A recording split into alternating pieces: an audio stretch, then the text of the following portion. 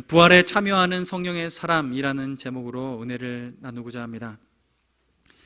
여러분은 이 부활이, 예수 그리스도께서 부활하셨던 이 부활이 여러분의 삶 가운데 어떻게 찾아오십니까? 부활하면 죽었다가 다시 살아나니까 좀 더 오래 살 수 있는 거잖아요. 우리가 그냥 생각하기엔 이런 생각할 수 있습니다. 좀 더 오래 살았으면, 장수했으면 좋겠다, 이런 마음 있잖아요. 여러분도 50, 60, 70, 80, 90, 100, 더 넘어서 110, 120, 150세까지 장수하고 살아가고 싶은 마음이 우리 마음에 있을 텐데, 여러분, 우리의 삶 가운데 시간을 길게 오래오래 사는 것, 그것도 우리의 소망이 될 수 있는데요, 그것만큼이나 또 중요한 것은 어떻게 그 시간들을 살아갈 것인가, 어떤 삶으로 살아낼 것인가, 이것 또한 참으로 중요한 부분입니다. 여러분, 오래 산다는 것, 그것만이 중요한 것이라고 생각하면 부러워할 수 있는 게 있을까 싶긴 한데, 예전에 영화 중에 부산행이라는 영화가 있었습니다.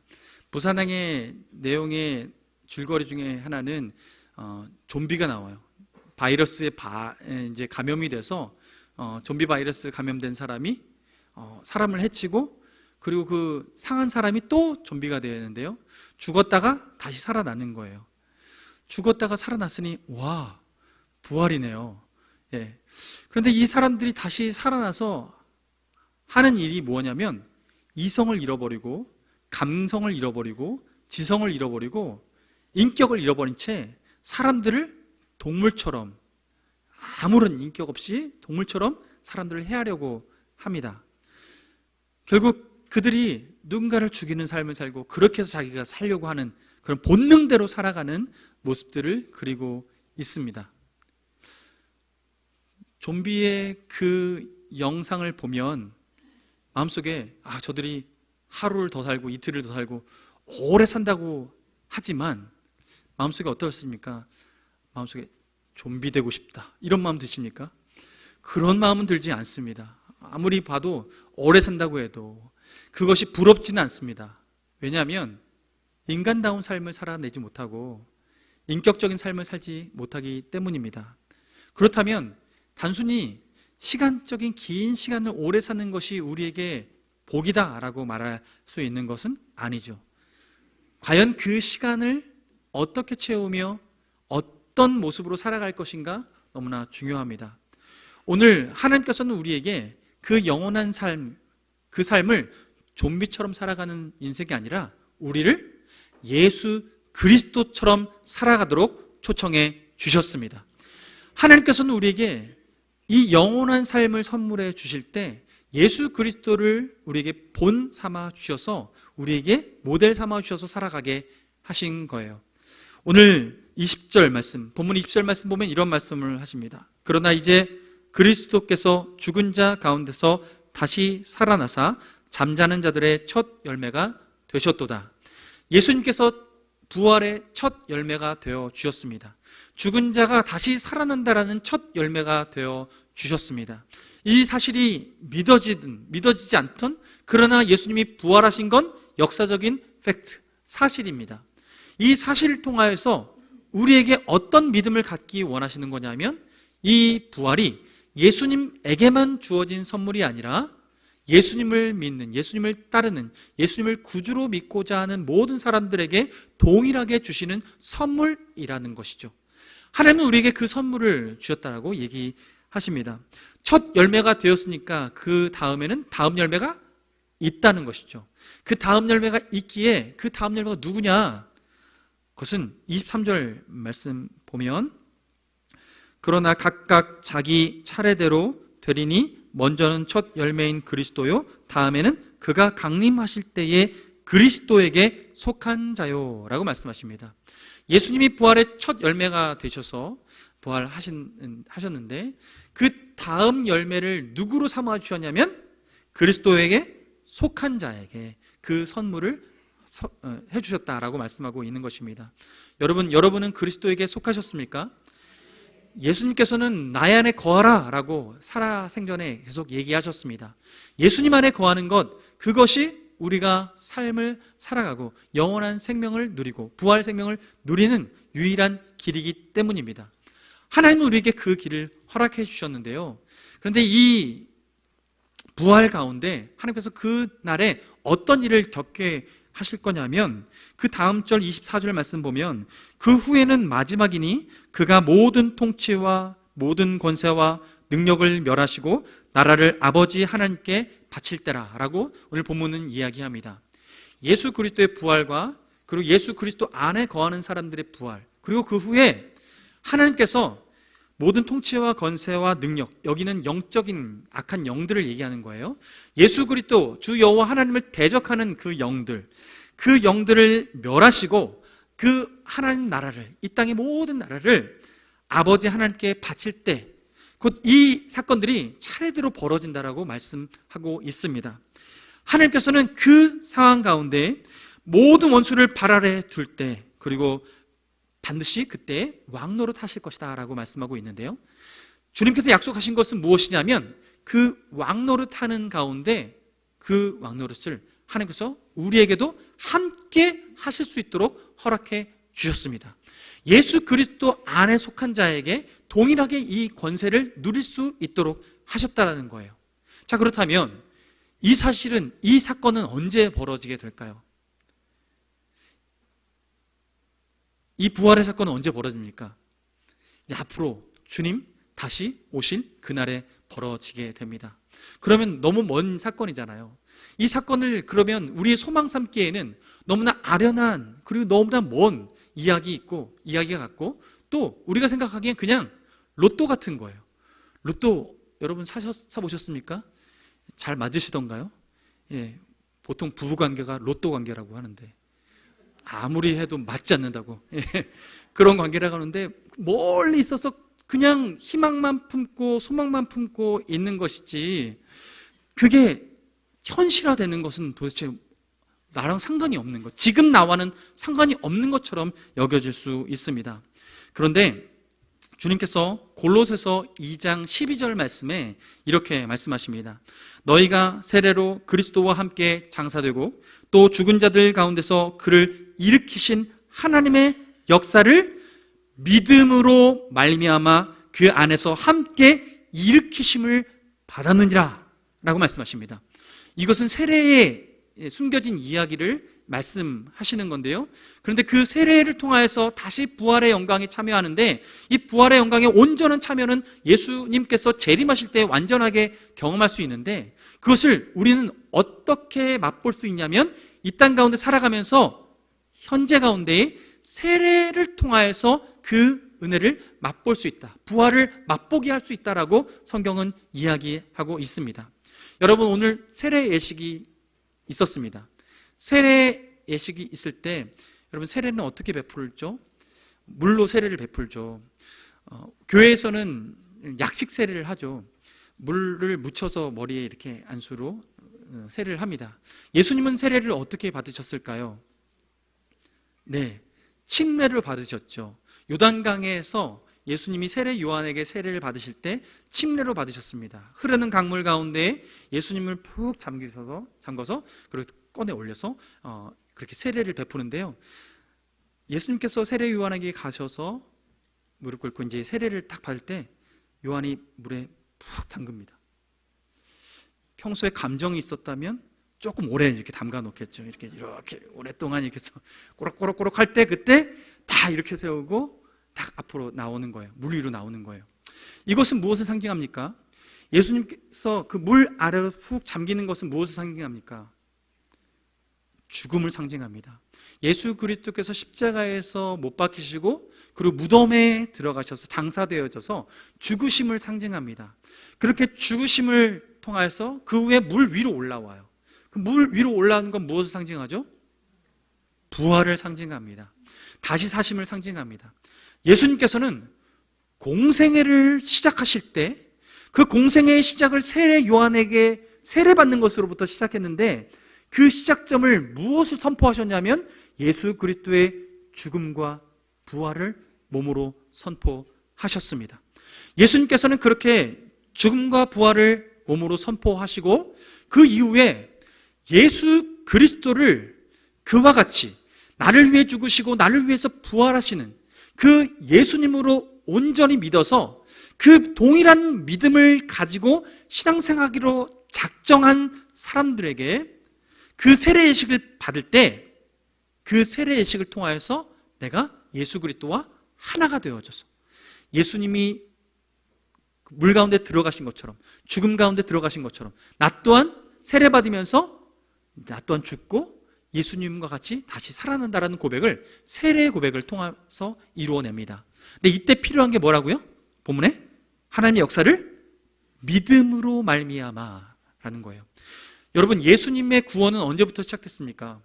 예수님께서 초림하셔서 오시고 십자가에서 죽으시고 부활하시는 사건을 통해서 예수님께서 이 땅 가운데 하나님의 나라를 완전히 이루셨습니다. 이것이 초림의 사건입니다.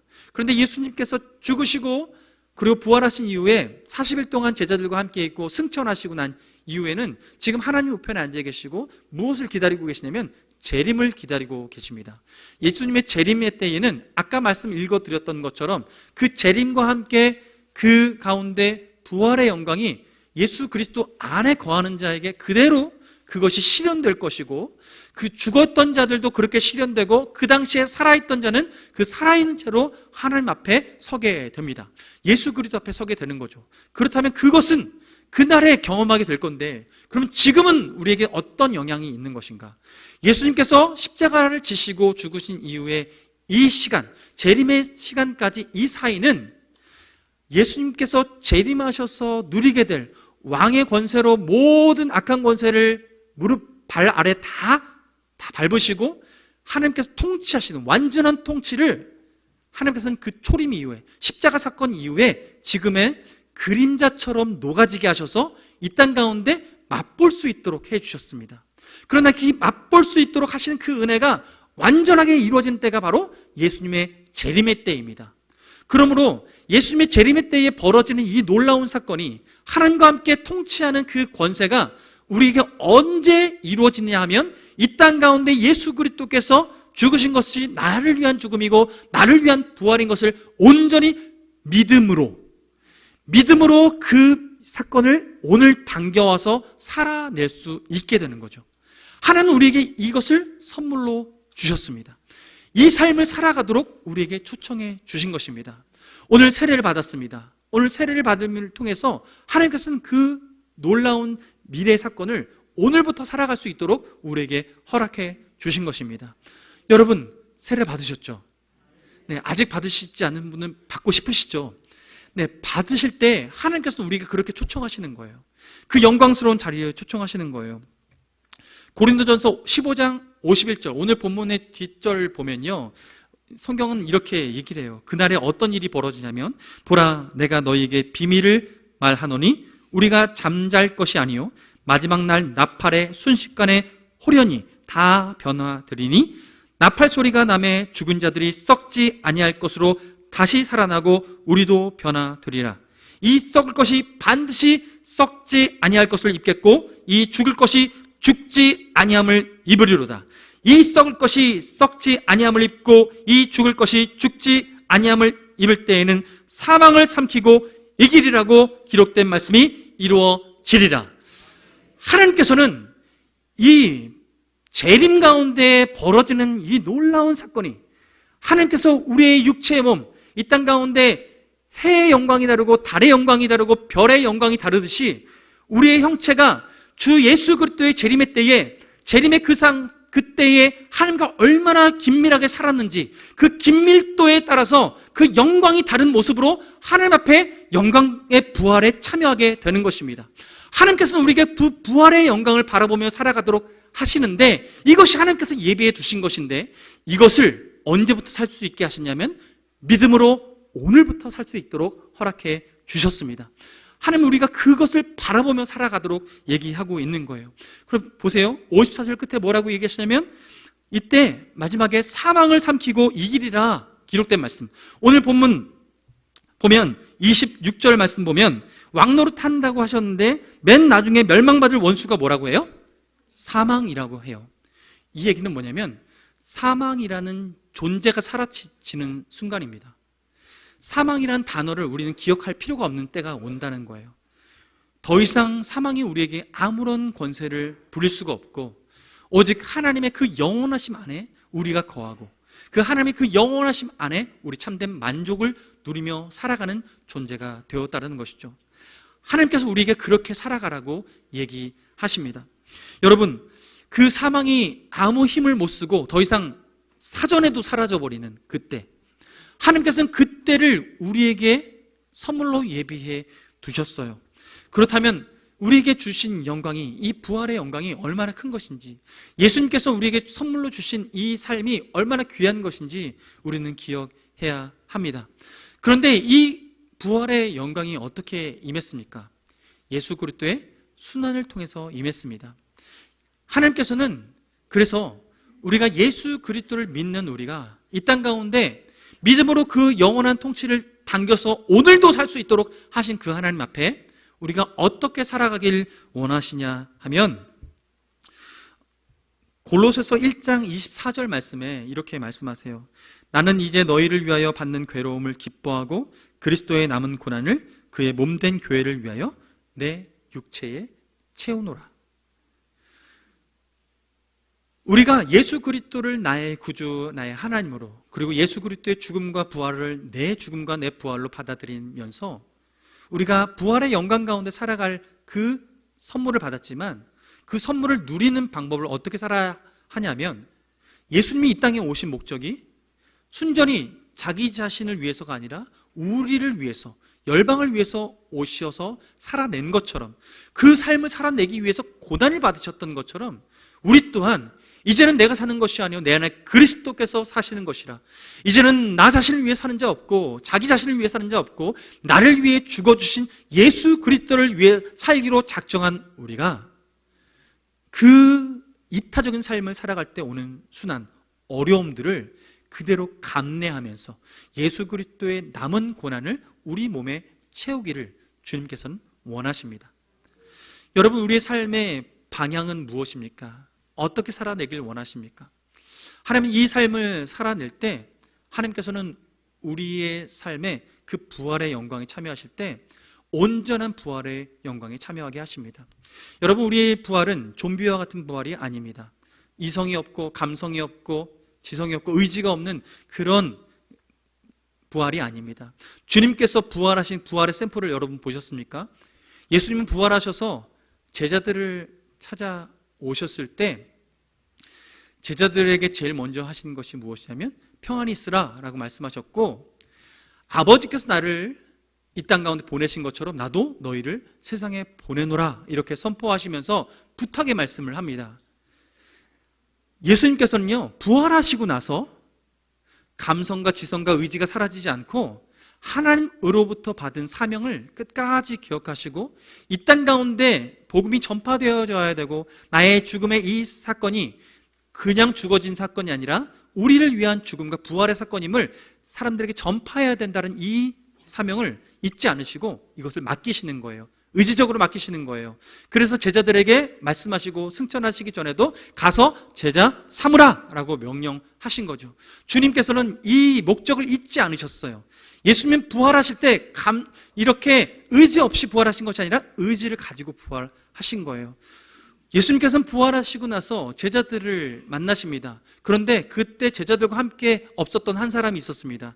도마입니다. 도마는 그 자리에 없었고요, 제자들을 통해서 예수님 부활하셨어, 나타나셨어 얘기를 하는데 들어도 믿어지지 않았습니다. 아유, 내가 내 눈에 보지 않고는 믿을 수 없어 라고 말할 때 예수님께서 다시 찾아오셨습니다. 그리고 도마에게 말합니다. 내 손을 보고 내 옆구리를 보고 그 못자국과 그 창자국을 보고 믿음 없는 자 되지 말고 믿는 자 되라 라고 말씀하십니다. 지적으로 이해하지 못하는 사람에게 그렇게 지적으로 그들에게 권면해 주셨습니다. 부활하신 예수님은 지적으로 우리에게 찾아오셨고 그 인격이 살아서 우리에게 찾아오셨습니다. 부활하신 이후에 예수님이 제자들과 함께 여러 번 만났는데요, 그런데 그 자리를 피한 한 사람이 있었습니다. 베드로입니다. 베드로는 예수님을 부인했던 그 경험이 예수님을 차마 다시 볼 수 없어서 그 마음이 너무나 민망하여서 예수님의 낯을 피해서 다시 예전에 하던 일, 그물질 하던 일로 돌아갔습니다. 호숫가에서 그물을 던지고 있는데 예수님께서 찾아오십니다. 호숫가에 불을 피워놓고 그곳에 떡을 구우시고 고기를 구우시고 제자들을 기다리십니다. 그리고 제자들을 부르십니다. 베드로와 얘기하십니다. 네가 나를 사랑하느냐? 네가 나를 사랑하느냐? 네가 나를 사랑하느냐? 이 세 번의 질문을 통해서 베드로의 잃어버렸던 그 첫사랑을 다시 회복시켜 주십니다. 예수님께서는 그 감정적으로 상처 입었던 그 영혼을 다시 회복시켜 주셨어요. 예수 그리스도의 부활은 지적으로, 의지적으로, 감성적으로 온전하게, 총체적으로, 인격적으로 온전한 부활을 이루신 분이십니다. 그러므로 우리의 부활은 무엇이 목적이냐면 그 예수 그리스도를 닮아가는 것, 그것이 우리의 삶의 방향성이 되는 것입니다. 주님께서는 우리에게 이 부활의 생명을 주셨습니다. 예수 그리스도를 닮아갈 수 있는 생명을 허락해 주셨습니다.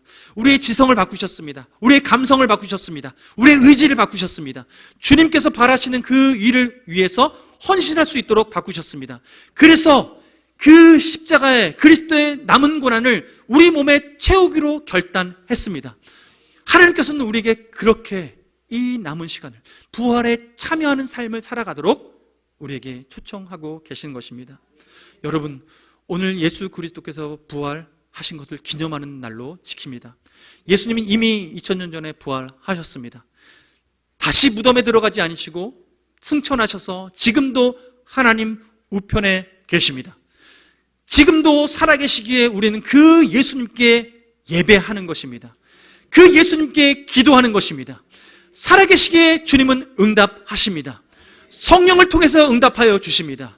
우리 삶 가운데에 긴밀하게 간섭하여 주십니다.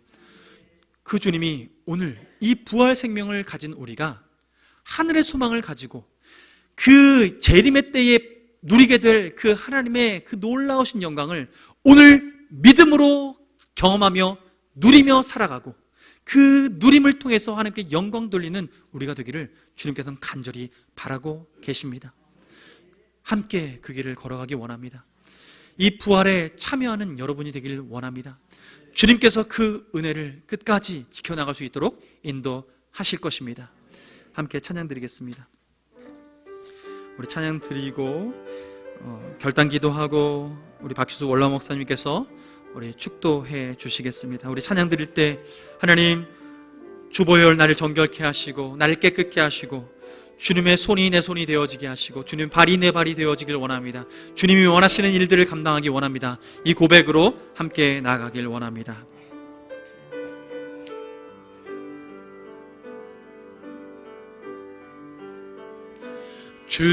주보혈 날 정결케 하고 주보혈 날 자유케 하니 주 앞에 나 예배하는 이 시간 나의 모든 것을 주께 드리네. 주의 손 날 위해 찢기셨고 주의 발 날 위해 박히셨으니 이제는 내가 사는 것이 아니요 오직 주를 위해 사는 것이. 다 같이 일어나셔서 주님을 찬양합니다. 주의 손에 나의 손을 주의 손에 나의 손을 포개고 또 주의 발에 나의 발을 포개어 나 주와 함께 죽고 또 주와 함께 살리라 영원토록 주 위에 살리라. 주의 손에 나의 손을 포개고 또 주의 발에 나의 발을 포개어 나 주와 함께 죽고 또 주와 함께 살리라 영원토록 주 위에 다시 한번 고백합니다. 주의 손에 나의 손을 포개고 또 주의 발에 나의 발을 포개어 나 주와 함께 죽고 또 주와 함께 살리라. 영원토록 주 위에 살리라. 주 위에 살리라. 주 위에 살리라. 우리 함께 기도하며 나가기를 원합니다. 예수 그리스도께서 우리를 위해서 이 땅에 오셨고 우리를 위해 순환당하시고 죽으셨습니다. 피 흘리셨습니다. 우리의 모든 죄값을 치러내셨습니다. 그리고 사흘 만에 부활하셨습니다. 우리에게 영원한 생명을 주시기 위해 부활하셨습니다. 우리에게 부활에 참여하라고 세례를 베풀게 하셨고 그 세례를 통하여서 예수 그리스도의 죽음이 내 죽음임을 고백하고 예수 그리스도의 부활이 내 부활임을 고백하게 하셨습니다. 주님께서 이 모든 것을 믿음으로 누리게 하셨습니다. 주님의 그 통치를 지금으로 당겨와 살도록 하셨습니다. 어둠의 세상 주관자들 더 이상 우리를 해할 수 없고 주의 은혜 가운데 그 빛 가운데 살아갈 수 있도록 우리를 초청해 주셨습니다. 주님, 내가 주 예수 그리스도의 그 보혈의 은혜 가운데 살아가겠습니다. 주 예수 그리스도의 고난을, 그 남은 고난을 내 몸에 채워가며 살아가겠습니다. 주여 역사해 주옵소서, 주여 사용하여 주옵소서라고 이 시간 주여 한번 부르짖고 기도하겠습니다. 주여, 살아계신 아버지 하나님, 주님의 은혜 감사를 드립니다. 하나님, 우리의 삶을 주의 은혜 가운데에 새로운 삶으로 이끌어 주심을 감사합니다. 더 이상 우리를 위해 살아가지 않고 자신을 위해 살아가지 않고 주를 위해 살아가며 이웃을 위해 살아가며 지체를 위해 살아갈 수 있도록 인도하시는 주님을 찬양합니다. 하나님을 바라보며 나아가는 우리의 인생 가운데에 하나님, 부활의 소망, 영원한 그 주님의 나라 예수 그리스도의 재림을 통하여서 완전한 하나님과의 통치를 바라보며 살아갈 수 있도록 인도하시는 그 하나님의 은혜를 맛보며 살아가길 원합니다. 이 삶을 살아갈 수 있는 유일한 길은 바로 예수 그리스도를 나의 구주, 나의 하나님, 부활의 주님으로 온전히 믿음으로 말미암아 살아갈 수 있을 줄 믿사오니 주여 역사하여 주옵소서. 주여 이 믿음의 삶을 끝까지 살아낼 수 있도록 인도하여 주옵소서. 하나님만이 우리의 참된 주인임을 온전히 고백하여 주옵시고 그 은혜 가운데 거할 수 있게 하여 주며 하나님의 그 사랑에 살아가는 삶이 우리 안에 참된 행복이 될 수 있도록 인도하여 주시옵소서. 주님, 오늘도 주님께서 우리 가운데 역사하시고 살아 역사하심을 주님 찬양하오니 주님 긍휼 가운데 우리를 새롭게 하여 주옵시고 주님의 남은 고난을 우리 삶 가운데 온전히 채워내는 삶을 살할 수 있도록 인도하여 주시옵소서.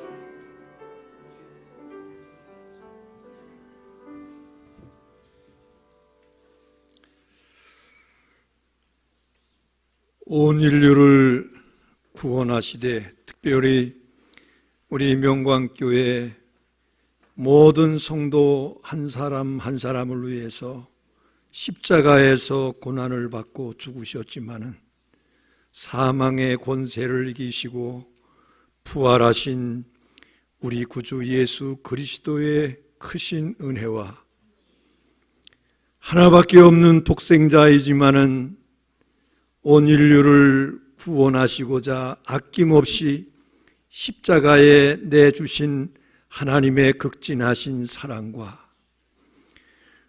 부활하신 예수께서 성령을 받으라 하신 성령의 감동, 감화, 역사, 충만하심의 은혜가 우리의 삶이 참 힘들고 고통스럽고 어렵지만 부활하신 예수님께서 이제 모든 성도들이 부활의 경험을 할 수 있도록 해주시고 또한 예수 그리스도의 증인의 사명을 감당하기를 원하며 다짐하는 우리 모든 성도들 머리 위에 지금부터 영원토록 함께 하시기를 간절히 축원하옵나이다. 아멘.